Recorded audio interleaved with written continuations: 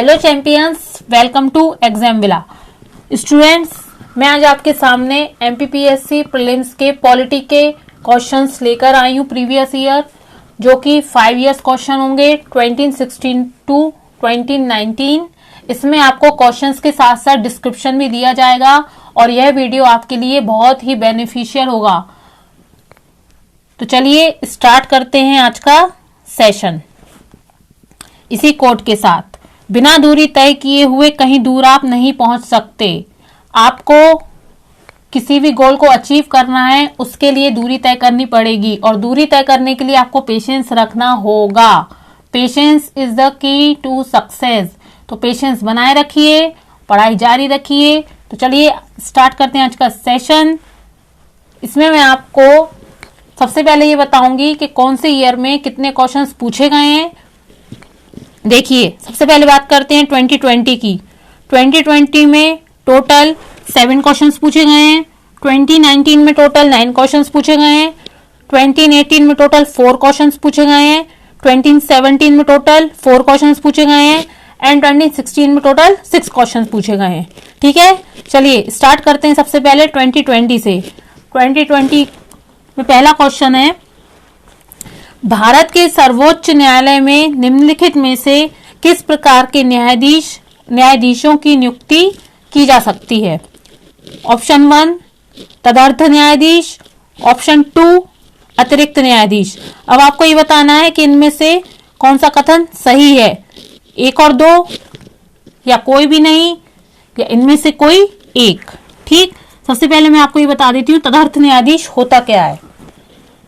जब supreme court और high court के सत्र को जारी रखने के लिए स्थायी न्यायाधीशों के कोरम गणपूर्ति की कमी होती है। किनकी कमी होगी? न्यायाधीशों की। तो भारत का मुख्य न्यायाधीश तदर्थ न्यायाधीश के रूप में किसी उपयुक्त न्यायाधीश को नियुक्त कर सकता है। तो इसका आंसर क्या होगा? तदर्थ न्यायाधीश। और नियुक्ति कौन करेगा? भारत के सर्वोच्च न्यायाधीश। इस तरह से घुमा फिरा के कोई भी क्वेश्चन बन सकता है। तो इसका आंसर क्या है? तदर्थ न्यायाधीश। मतलब only 1 correct and only 2 is wrong. Okay, चलिए नेक्स्ट क्वेश्चन देखते हैं। भारतीय संविधान की 7वीं अनुसूची की किस सूची एवं प्रविष्टि का संबंध राज्य के विधानमंडल के निर्वाचन से है? ऑप्शन ए सूची 1 प्रविष्टि 72, ऑप्शन बी सूची 2 प्रविष्टि 27, ऑप्शन सी सूची 2 प्रविष्टि 37, ऑप्शन डी सूची 3 प्रविष्टि 32। इसका आंसर है ऑप्शन सी सूची 2 प्रविष्टि 37।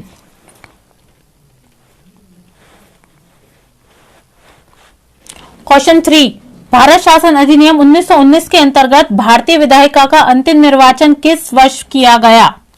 Option A 1930, option B 1934, option C 1945 and option D 1947। तो इसका आंसर है ऑप्शन ए। देखिए, 1919 अधिनियम क्या था? भारत शासन अधिनियम।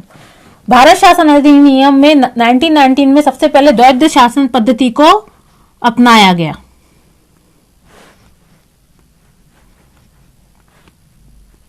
द्वैध शासन पद्धति, ठीक।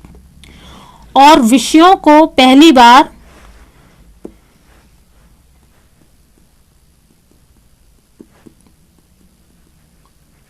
केंद्र और राज्य में बांटा गया। केंद्र और राज्य में पहली बार विषयों का बंटवारा कौन सी सूची में दिया गया है? कौन से अधिनियम में दिया गया है? भारत शासन अधिनियम 1919 में। ठीक, चलिए अब नेक्स्ट क्वेश्चन देखते हैं। संविधान सभा के प्रथम मनोनीत उपसभापति कौन थे? Option A T Krishnamachari, option B V Krishnamachari, option C H.C. Mukherjee, option D Frank Anthony. इसका आंसर है ऑप्शन डी फ्रैंक एंथनी। सबसे पहले संविधान सभा की प्रथम बैठक कब हुई? तो संविधान सभा की प्रथम बैठक 9 दिसंबर 1946 को हुई। जिसके अस्थायी अध्यक्ष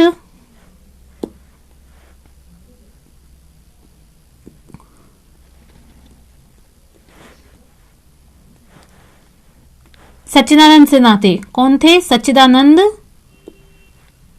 सिन्हा।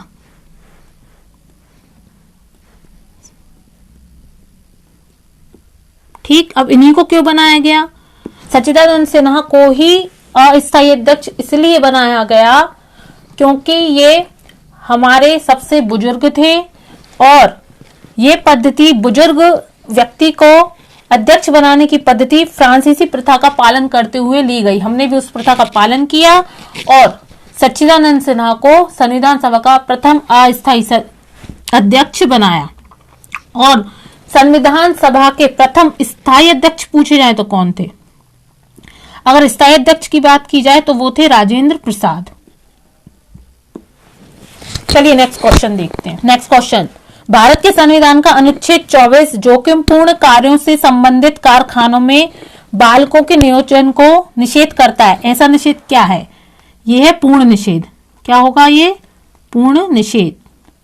नेक्स्ट क्वेश्चन, भारत के संविधान के अनुच्छेद 368 के संबंध में कौन सा कथन सही है? ऑप्शन 1, 24वें संविधान संशोधन अधिनियम 1971 के द्वारा 368 संशोधित किया गया। ऑप्शन 2, 101वें संविधान संशोधन अधिनियम 2016 के द्वारा अनुच्छेद 368 संशोधित किया गया। अब बताइए, ये दोनों सही कथन है या इनमें से कोई एक सही है या तो कोई भी सही नहीं है? तो इसका आंसर ऑप्शन सी, ये दोनों कथन ही सही है। ठीक, अब देखिए जो 24वां संविधान संशोधन अधिनियम 1971 था, इसके अंतर्गत क्या किया गया? ये गोलकनाथ मामले से संबंधित है। किस मामले से? गोलकनाथ। डायरेक्ट क्वेश्चन पूछा जाएगा 24वां संविधान संशोधन अधिनियम 1971 कौन से मामले से, तो ये आ जाएगा इसका आंसर गोलकनाथ।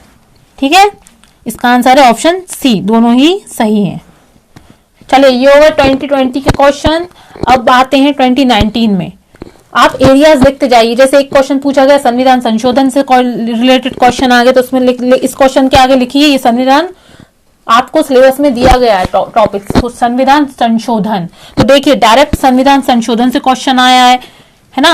अब ये वाला देखिए, ये राष्ट्रपति के बारे में, राष्ट्रपति का टॉपिक अलग दिया गया है तो वो भी डायरेक्ट क्वेश्चन आया है। संविधान सभा क्लियरली उसमें दिया गया है सिलेबस में। आप सिलेबस जरूर सामने रखिए। जो सिलेबस में एक भी टॉपिक सिलेबस से बाहर नहीं है, देखिए सारे क्वेश्चन सिलेबस के अंतर्गत ही आए हैं। देखिए ये संविधान सभा, ये भारत शासन अधिनियम, इस साल भारत शासन अधिनियम 1919 और भारत शासन अधिनियम कंपनी शासन अधिनियम 1935, ये दोनों क्लियरली सिलेबस में डिफाइन किए गए हैं। ठीक है, अब ये अनुसूची, ये वाला टॉपिक भी दिया गया। कोई भी टॉपिक आपको सिलेबस से बाहर नहीं मिलेगा, बस आपको क्वेश्चन के आगे उन टॉपिक का नाम लिखना है। ठीक,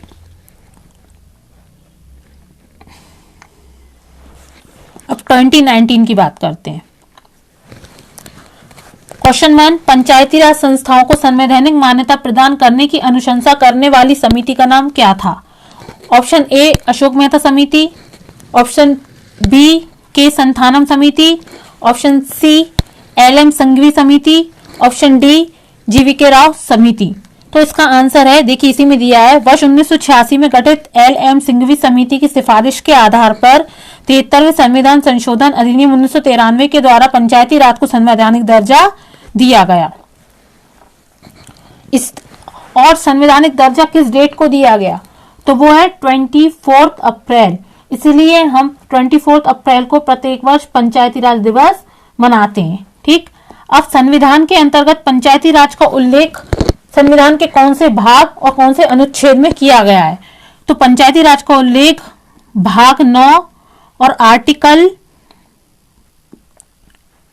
243 ए से 243 ओ तक किया गया है। ठीक है, ये आप नोट डाउन करते जाइए। क्वेश्चन 2, संविधान का कौन सा अनुच्छेद भारत के नियंत्रक और महालेखा परीक्षक के कर्तव्यों को निर्धारित करता है? ऑप्शन ए अनुच्छेद 146, ऑप्शन बी अनुच्छेद 147, ऑप्शन सी अनुच्छेद 48, ऑप्शन डी अनुच्छेद 149। तो इसका आंसर है ऑप्शन डी अनुच्छेद 149। संविधान में अनुच्छेद 148 से 151 तक कैग के बारे में दिया गया है और अनुच्छेद 149 कैग के कर्तव्यों को बतलाता है। ठीक, देखिए अब कैग की बात की जाए, सबसे पहले कैग के पहले महालेखा परीक्षक कौन थे? कैग के पहले महालेखा परीक्षक वी.एन. राव थे, वी नरहरि राव, और वर्तमान है गिरीश चंद्र मुर्मू। कैग का कार्य क्या है? कैग का कार्य सरकारी खातों की जांच करना है। जो भी खर्चा है सरकार द्वारा किया जा रहा है उसकी जांच कैग द्वारा की जाती है। ये होता है कैग का कार्य। नेक्स्ट क्वेश्चन, भारत में दलविहीन प्रजातंत्र किसने प्रस्तावित किया? Option A S.A. Dange, option B Ram Manohar Lohia, option C Mahatma Gandhi, option D Jayaprakash Narayan. तो इसका आंसर है ऑप्शन डी जयप्रकाश नारायण। इसमें M.N. रॉय, महात्मा गांधी, जयप्रकाश नारायण सभी दल विहीन राजनीतिक के पक्षधर थे, लेकिन जेपी आंदोलन के दौरान जयप्रकाश नारायण ने ही विहीन राजनीति के विचार को आम जनमानस तक पहुंचाया। तो इसका आंसर क्या होगा? जयप्रकाश नारायण। नेक्स्ट क्वेश्चन, निम्नलिखित में से किस संवैधानिक संशोधन अधिनियम ने मौलिक अधिकारों की सूची से संपत्ति के अधिकार को हटाया है?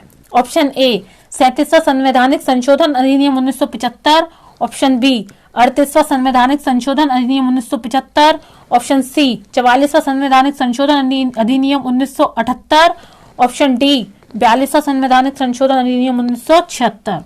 तो इसका आंसर है ऑप्शन सी 44वां संवैधानिक संशोधन अधिनियम 1978।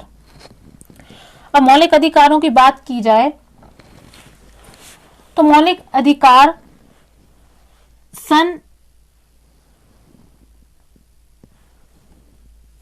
ये वाला 44वां संवैधानिक संशोधन 1978 को हुआ। मौलिक अधिकार संविधान में कौन से भाग में दिए गए हैं? जो मौलिक अधिकारों का वर्णन है वो संविधान के भाग 3 में किया गया है और अनुच्छेद 12 से 35 तक इसका वर्णन किया गया है। भाग 3 अनुच्छेद 12 से 35। और मौलिक अधिकार को भारत का मैग्ना कार्टा कहते हैं। क्या कहते हैं? भारत का मैग्ना कार्टा। अब ये मैग्ना कार्टा क्या है? मैग्ना कार्टा इंग्लैंड के किंग द्वारा सन 1215 में सर्वप्रथम अपनाया गया था। अब ये क्या था? थी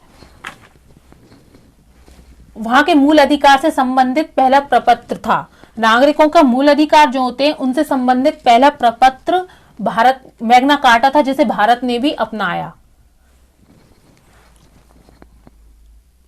इसलिए कह सकते हैं कि मूल अधिकार का वर्णन जिस प्रपत्र में किया गया है वही मैग्ना कार्टा है। ठीक है, चलिए अब ये क्वेश्चन ये भी होता है कि मूल अधिकारों को कौन से देश से लिया गया, किस कंट्री से मूल अधिकार लिए गए?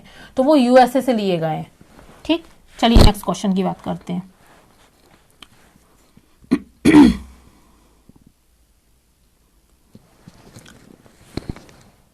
संविधान के कौन से भाग में पंचायती राज से संबंधित प्रावधान सम्मिलित किए गए हैं?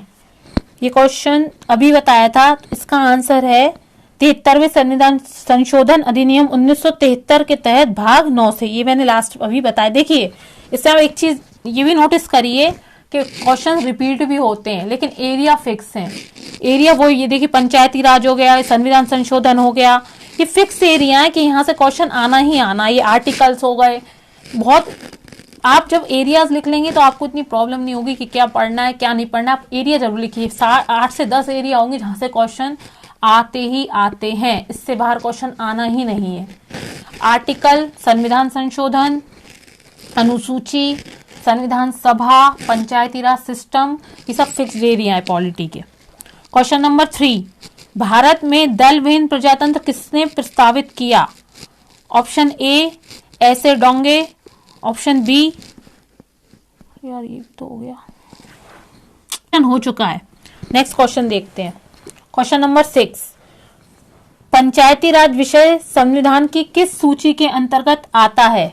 ऑप्शन ए संघ सूची, ऑप्शन बी राज्य सूची, ऑप्शन सी समवर्ती सूची। तो इसका आंसर है ऑप्शन बी राज्य सूची। देखिए, संविधान की 7वीं अनुसूची और अनुच्छेद 246 के तहत राज्य सूची के विषय क्रमांक 5 के तहत स्थानीय शासन अर्थात नगर निगम, सुधार न्याय, जिला बोर्डों खनन, बस्ती प्राधिकारियों और स्थानीय सुशासन या ग्राम प्रशासन के प्रयोजन के लिए अन्य स्थानीय प्राधिकरणों का गठन, शक्तियों राज्य विधायकों को शक्तियां जिसके अंतर्गत दी गई। जो अनुसूची 7 है, अनुसूची 7 का संबंध राज्य और केंद्र के मध्य अधिकारों को उल्लेखित करती है। वही क्वेश्चन, देखिए क्वेश्चन घुमा के वही का वही पूछा गया है। तो पंचायती राज किस सूची से संबंधित है, वही अनुसूची का क्वेश्चन फिर रिपीट हो गया। अब बात करते हैं नेक्स्ट क्वेश्चन की। क्वेश्चन नंबर 7, राज्य निर्वाचन आयोग नगरीय निकायों के निर्वाचन का संचालन किस अनुच्छेद के तहत किया जाता है? 243 के, 243 L, 243 M या 243 N? तो इसका आंसर है 243 के। ठीक है।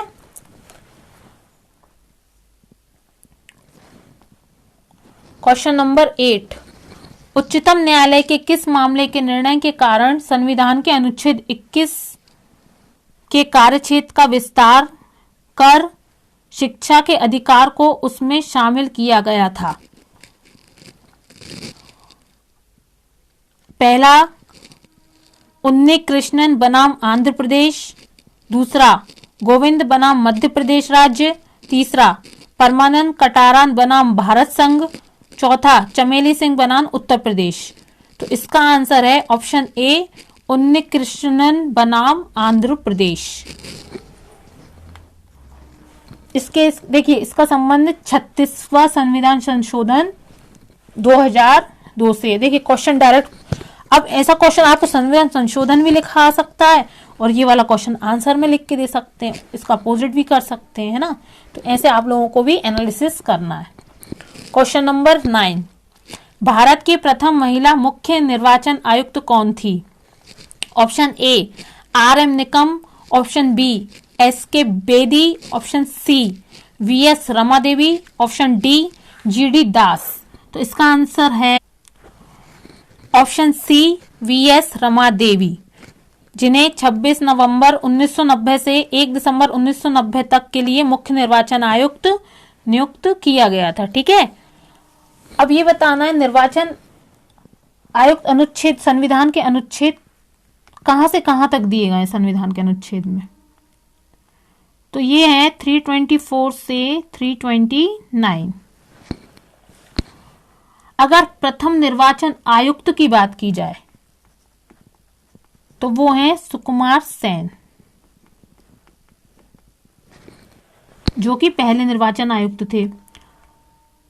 जब निर्वाचन आयुक्त बना तब यह एक सदस्यीय था, केवल एक सदस्य होते थे इसमें, जो मुख्य निर्वाचन आयुक्त था। लेकिन अब ये 3 सदस्यीय हो चुका है। एक मुख्य निर्वाचन आयुक्त के साथ 2 अन्य निर्वाचन आयुक्त भी इसमें होते हैं। ठीक। अब ऐसा क्यों हुआ? क्योंकि पहले जो एज लिमिट थी वो थी 21 साल। 21 साल की आयु से मतदान देना स्टार्ट किया जाता था, लेकिन अब 18 साल की उम्र से मतदान दिया जाता है, जिससे जनसंख्या भी बढ़ी। तो क्या हुआ, इसलिए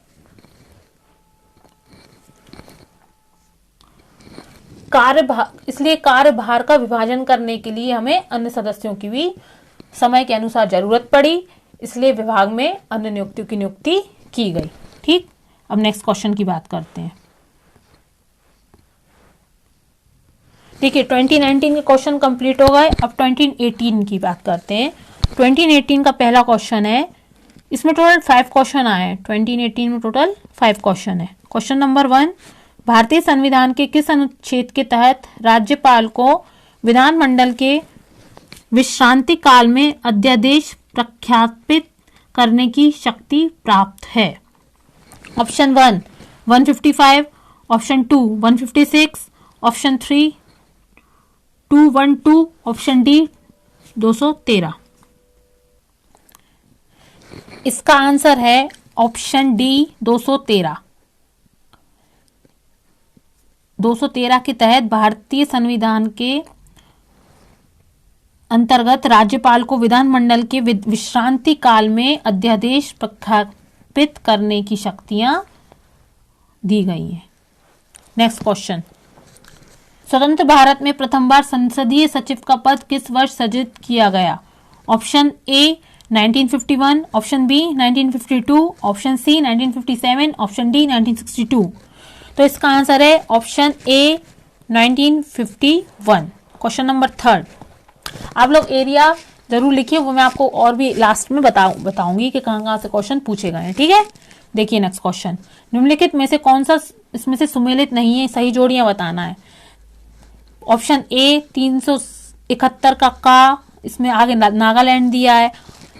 ऑप्शन बी 371 का खा असम, ऑप्शन सी 371 का गा मेघालय, ऑप्शन डी 371 का घा आंध्र प्रदेश। ये देखिए पूरी टेबल दी गई है। 370 जम्मू कश्मीर, 371 महाराष्ट्र और गुजरात, 371 ए नागालैंड, 371 बी असम, 371 सी मणिपुर, 371 डी आंध्र प्रदेश, 371 ई आंध्र प्रदेश में केंद्र विश्वविद्यालय की स्थापना, 371 एफ सिक्किम, 371 जी मिजोरम, 371 एच अरुणाचल प्रदेश और 371 आई गोवा। नेक्स्ट क्वेश्चन, लोकसभा में अनुसूचित जाति के लिए आरक्षित स्थानों की संख्या कितनी है? Option A 59, option B 69, option C 79, option D 84। इसका आंसर है ऑप्शन डी 84। अब मध्य प्रदेश में बात की जाए, मध्य प्रदेश में टोटल लोकसभा की सीट्स कितनी है? 29। अब 29 में से रिजर्व सीट्स कितनी है? आरक्षित सीट एससी और एसटी की टोटल 10, जिसमें से कि एससी की है 4 और एसटी की है 6। ये हो गई स्टेट की बात। लेकिन क्वेश्चन किसका आया है? नेशन का। तो इसका आंसर क्या होगा? 84। और इस लोकसभा में अनुसूचित जाति और अनुसूचित जनजाति के स्थानों के आरक्षण का प्रावधान कौन से आर्टिकल में? तो वो अनुच्छेद 330 में। अनुच्छेद 330। चलिए नेक्स्ट क्वेश्चन देखते हैं। निम्नलिखित में से कौन सा सम्मिलित नहीं है? आंध्र प्रदेश, इसमें क्या है? राज्यसभा में स्थानों का आवंटन। आंध्र प्रदेश के लिए कितनी? 18। उड़ीसा के लिए कितनी है? 10। तमिलनाडु के लिए कितनी है? 18। और महाराष्ट्र के लिए कितनी है? 19। अब इसमें से ये बताना है कि कौन सा गलत है। चलिए देखते हैं इसका आंसर। इसका आंसर है आंध्र प्रदेश। आंध्र प्रदेश के लिए 18 नहीं है, आंध्र प्रदेश के लिए राज्यसभा में स्थानों का आवंटन 11 है। ठीक है, नेक्स्ट क्वेश्चन। चलिए ये हो गया 2018 का। अब आते हैं 2017 में। 2017 में बहुत कम क्वेश्चन आए थे, ओनली 2 क्वेश्चन है। देखिए इन 2 क्वेश्चन में से क्वेश्चन नंबर 1, संविधान सिद्धांत प्रवृत्त किया गया है। सिद्धांत प्रवृत्त किया गया है। अब इसमें आपको एक्ट बताना है। 1909 का भारतीय काउंसिलिंग अधिनियम, ऑप्शन बी 1919 का भारतीय सरकार अधिनियम, ऑप्शन सी 1935 का भारत सरकार अधिनियम, ऑप्शन डी 1947 का भारतीय स्वतंत्रता अधिनियम। तो इसका आंसर है ऑप्शन सी 1935 का भारत सरकार अधिनियम। ठीक है, अब चलिए नेक्स्ट क्वेश्चन की बात करते हैं। ये 1919 है। 1919 का अधिनियम संबंधित था, नहीं 1909 का अधिनियम संबंधित था। ऑप्शन ए पृथक मताधिकार क्षेत्र के लागू करने से, ऑप्शन बी विकेंद्रीकरण से, ऑप्शन सी द्वैध शासन से, ऑप्शन डी विधान परिषद से। तो इसका आंसर है ऑप्शन ए पृथक मताधिकार क्षेत्र के लागू करने से। 1919 में क्या हुआ था, मुस्लिम्स को परमिशन दी गई थी कि वो भी मतदान कर सकते हैं। ठीक है, इसमें लिखा है 1919 का भारतीय अधिनियम प्रमुख रूप से पृथक मताधिकार क्षेत्र से था, जिसमें मुस्लिम्स अलग से मतदान करते थे। लेकिन दूसरे संप्रदाय सिख हो गए, इनको बाद में 1919 में मतदान करने का अधिकार मिला। नेक्स्ट क्वेश्चन की बात करते हैं। अब देखिए 2017 के क्वेश्चन हो गए, अब क्लास 2016, इसमें टोटल 6 क्वेश्चन आए हैं। सबसे पहले बात करते हैं क्वेश्चन नंबर 1 की। भारत में किस राष्ट्रीय नेता की स्मृति में उनके जन्मदिन पर राष्ट्रीय एकता दिवस मनाया जाता है?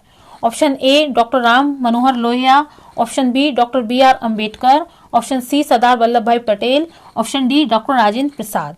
तो इसका आंसर है Sardar Vallabhbhai Patel, option C.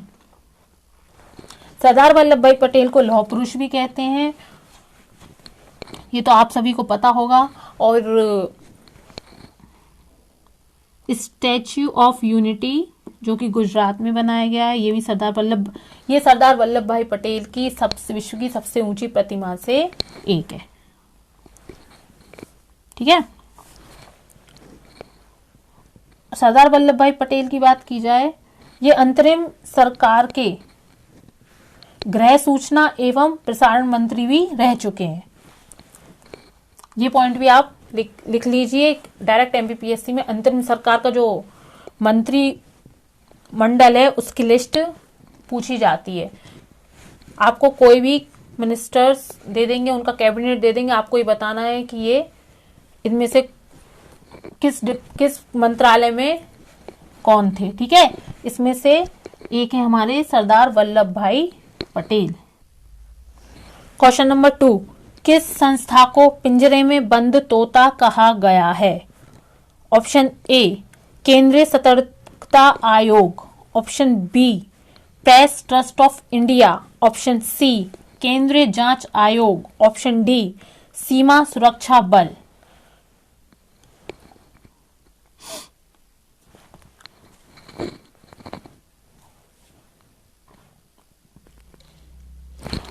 Option C CBI, central bureau of investigation, इसे पिंजरे में बंद तोता कहा गया है। नेक्स्ट क्वेश्चन, हम भारत के लोग शब्दों का प्रयोग भारतीय संविधान में कहां किया गया? ऑप्शन ए नीति निर्देशक सिद्धांत, ऑप्शन बी मौलिक अधिकार, ऑप्शन सी नागरिकता, ऑप्शन डी संविधान की प्रस्तावना। तो इसका आंसर है ऑप्शन डी संविधान की प्रस्तावना, we the people of India. ठीक है, संविधान की प्रस्तावना में किया गया है। मैंने सारे क्वेश्चंस में आपको डिस्क्रिप्शन दे दिया है, और जिसका डिस्क्रिप्शन नहीं दिया उसकी मैंने डिटेल बताई है। आपको जो भी डाउट हो आप मुझे कमेंट्स बॉक्स में पूछ सकते हैं। देखिए, अब नेक्स्ट क्वेश्चन की बात करते हैं। नेक्स्ट क्वेश्चन है, भारतीय संविधान का संरक्षक किसे कहा गया है? ऑप्शन ए संसद, ऑप्शन बी राष्ट्रपति, ऑप्शन सी सर्वोच्च न्यायालय, ऑप्शन डी इनमें से कोई नहीं। तो इसका आंसर है सर्वोच्च न्यायालय। सर्वोच्च न्यायालय को भारतीय संविधान का संरक्षक कहा गया है, और इसका वर्णन आर्टिकल 124 से 147 में है। जो सर्वोच्च न्यायालय का वर्णन है वो काय में किया गया है? आर्टिकल 124 से 147 में किया गया है। नेक्स्ट क्वेश्चन, बलवंत राय मेहता समिति ने किस प्रकार की पंचायती राज व्यवस्था की अनुशंसा की? ऑप्शन ए द्विस्तरीय, ऑप्शन बी त्रिस्तरीय, ऑप्शन सी ग्राम स्तरीय, ऑप्शन डी इनमें से कोई नहीं। तो बलवंत राय ने त्रिस्तरीय पंचायती राज व्यवस्था की अनुशंसा की है। इस समिति का गठन हुआ था 1957 में। गठन पूछा जाए तो 1957, और इसने अपनी जो रिपोर्ट प्रस्तुत की वो की 1958 में।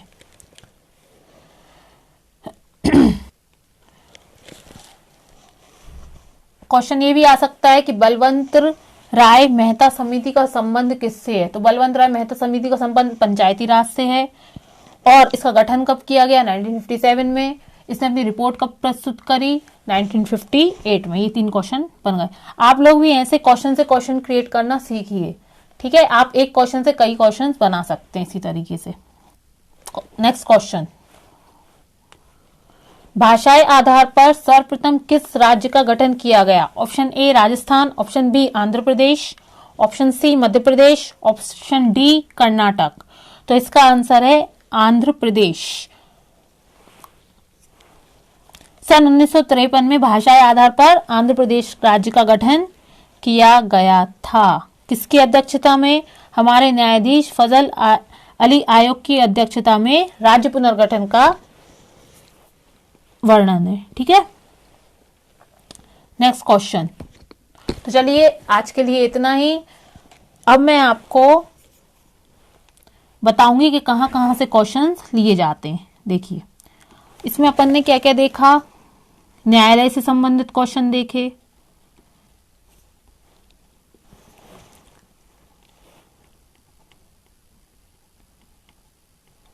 मौलिक अधिकार। अब ये मौलिक अधिकार हैं, अब जरूरी नहीं कि इस साल मौलिक अधिकार ही आए, इसलिए आपको ये भी देखना है कि मौलिक अधिकार आए तो मौलिक कर्तव्य भी पूछ सकते हैं। अनुच्छेद, ये तो फिक्स है, आना ही आना है। अनुच्छेद के बाद अनुसूची, पंचायती राज बहुत इंपॉर्टेंट है।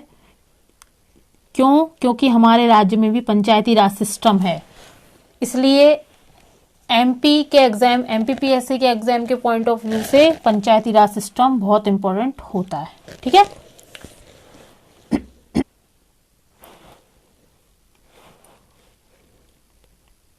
(1919) एक्ट,